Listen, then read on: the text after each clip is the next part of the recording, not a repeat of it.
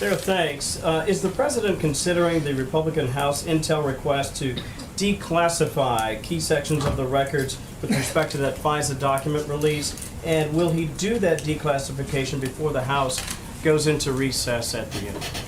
The president has purposefully remained uninvolved in this process. He said repeatedly that he wants the Department of Justice to be fully transparent with these requests from Congress, and he's going to continue at this point to remain uninvolved. However, he sees more and more every single day that this is proving further and further to be a total witch hunt, particularly because it was based on a false and unverified and discredited dossier. Steve? Sir, we saw the president's tweet on Iran last night. What prompted him to use such strong language on them? The president's been, I think, pretty strong since day one in his language towards Iran. He was responding to comments made from them, and he's going to continue to focus on the safety and security of American people. What would it take to have direct negotiations between the president and President Rouhani? I'm not going to get into specifics and certainly not negotiate with the press. That would be a determination that the president would make on what that looks like. But the ultimate goal and the focus of the president is making sure that we keep nuclear weapons out of their hands and that we focus on the protection of Americans. Sarah, the president tweeted yesterday that Russia's election interference was all a big hoax. Those are the words he used. But last week he said he had full faith in the U.S. intelligence agencies. So does he believe the interference was a big hoax, or does he have faith in the intelligence agencies that have concluded definitively the other way, that Russia did in fact? As the president has said many times and stated over and over again, as have I, as a number of other administration officials, we maintain that Russia interfered in the elections. The president, however, very much so, and has repeatedly, as again have the rest of us, that his campaign colluding in that process is a total hoax, and we still hold strong to that. The tweet suggested overall that it was a hoax, though. The president is referencing the collusion component. Once again, the president has faith in the intelligence that suggests and maintain that Russia was involved in the elections. However, it's also important that same information concludes that it had no impact on the election, and that the president, again, would like to repeat that there was no collusion. John? Thank you, Sarah. Sort of following up on that question, the president has very forcefully spoken out against Iran. He's very forcefully spoken out against North Korea. He has said that he will forcefully speak out against any threat to the United States. Russian election interference is a threat to our democracy. Why will he not forcefully denounce that? The president has been incredibly tough on Russia. He's brought it up directly to him in person every single time that they have met. He has put unprecedented sanctions and been extremely tough on Russia across a number of fronts, which we've addressed here many times before.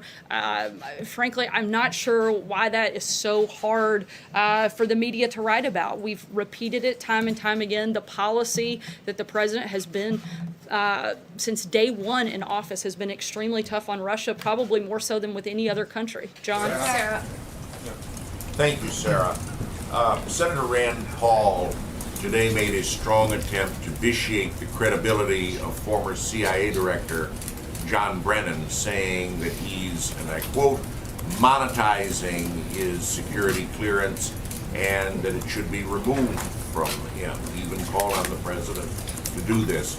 Will the president consider Senator Paul's suggestion and call for the removal of former Director Brennan's security clearance? Not only is the president looking to take away Brennan's security clearance, he's also looking into the clearances of Comey, Clapper, Hayden, Rice, and McCabe. The president is exploring the mechanisms to remove security clearance because they've politicized and in some cases monetized their public service and security clearances. Making baseless accusations of improper contact with Russia or being influenced by Russia against the president is extremely inappropriate, and the fact that people with security clearances are making these baseless charges provides inappropriate legitimacy to accusations with zero evidence.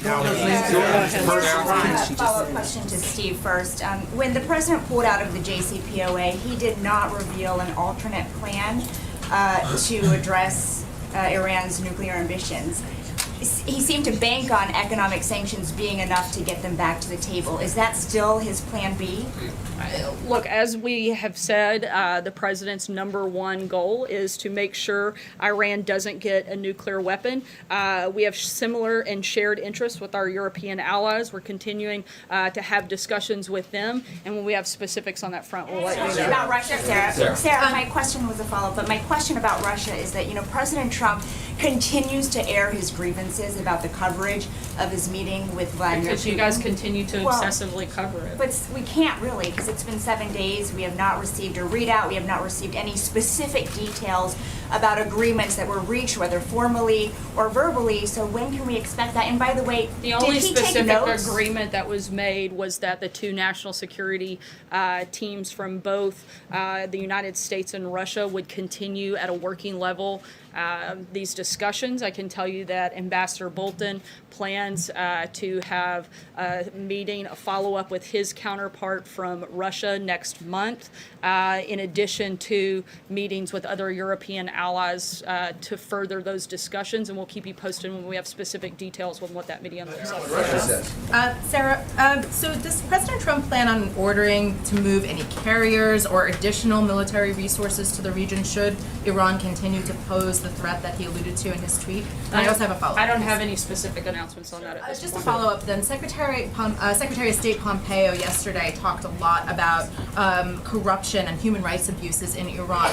Why is he zeroing in, and why is the administration zeroing in on Iran when a number of other states are guilty of the same transgressions, including Russia, which we are now warming up to? Again, we've had tough conversations with Russia. We've been tough on them with our policy. As I stated this morning, we can be tough on more than one country at a time, and that's exactly what we're doing. Thanks, Sarah. Could you explain a little bit of the threshold that the president has for taking away former official security clearance? Is it his position then that any former Obama administration official who holds clearance and does make political statements about him should have their clearance revoked? Or is it just limited to the names right now that you read?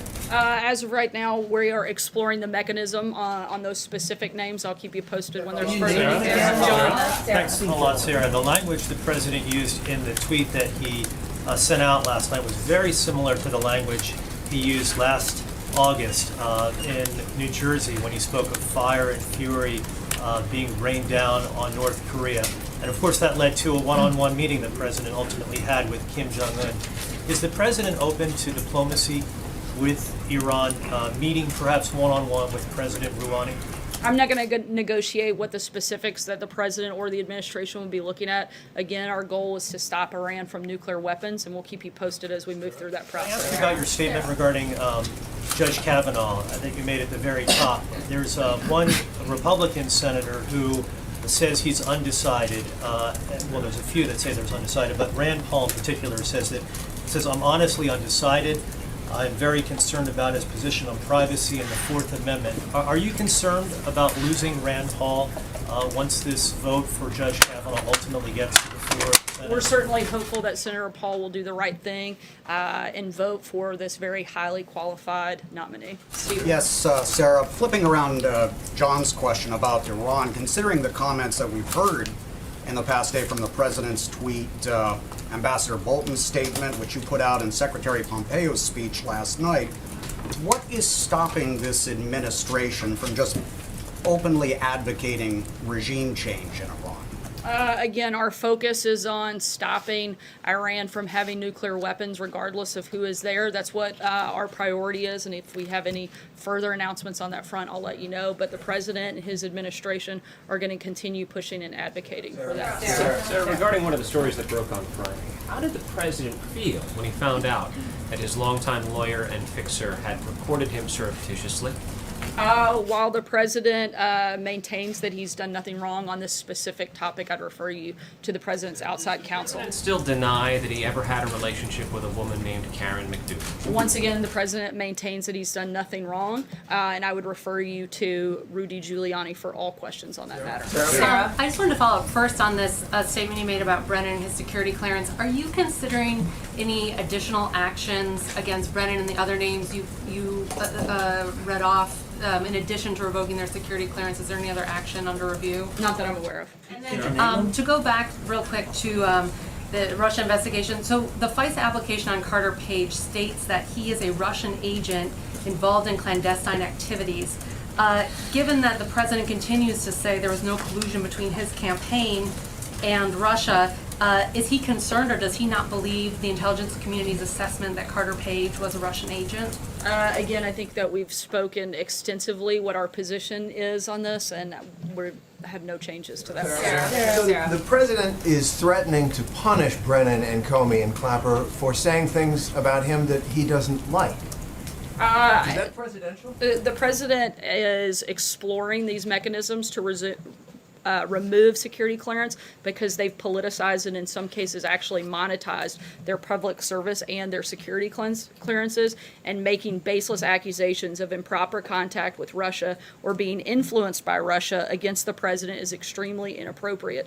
The president contends that the fact that people with security clearances are making these baseless charges provides inappropriate legitimacy to accusations with zero evidence. So when we have further updates on that front, I'll certainly Their let free you know. speech he doesn't like, and he wants to punish them for it. No, I think you are creating your own story there. The president doesn't like the fact that people are politicizing agencies and departments that are specifically meant to not be political and not meant to be monetized off of security clearances. A separate question, actually, but to follow up on that, isn't the president doing exactly what you just said the president doesn't want all these people doing? Politicizing matters of national security by going after his political enemies? No, the president's not making baseless accusations of improper contact with a foreign government and accusing the president of the United States of treasonous activity when you have the highest level of security clearance, when you're the person that holds the nation's deepest, most sacred secrets at your hands, and you go out and you make false accusations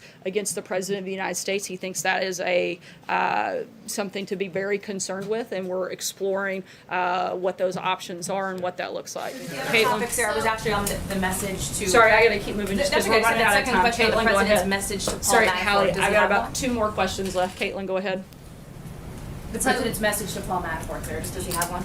Not that I'm aware of. Caitlin, go ahead. When is the president going to make this decision on those security clearances? I said when we have an update, we will let you know. Okay, so my Last question, my David. question, that was just a follow-up on that. My question, has the president, since you didn't answer if he's briefed, since they haven't briefed reporters on what went down during the 2-hour meeting We've between actually had a President press Trump... conference. The president's done a number of interviews. We've actually put out quite a bit of information following that meeting. The question is not about the press, but has the president briefed his national security advisor, his Secretary of State, the Director of National Intelligence, and the Defense Secretary on what exactly was said between him and President Putin? The president has met and spoken with all of those individuals since his meeting with President Putin. And when he briefs them, is he relying solely on his own memory to tell them what happened during that 2-hour meeting? The president has met and consulted with all of his national security team, and we feel very confident in those. It's on what he remembers that happened. It's not. Caitlin, I'm not going to go into the specific details on how the president interacts every single time with his national security team. Well, this is a rarity, but though. It's a sit down with the Russian president. It's actually for 2 not a hours rarity. It's one-on-one. a normal practice for 2 world leaders to be able to have a conversation But with not one the another. president of Russia David, was go having an ahead. American election. What about President Obama and Vice President Biden? Are their security clearances, are they on the list as well? I'm not aware of any plans for that at this point. Thanks so much, guys. We'll see you on the South Lawn.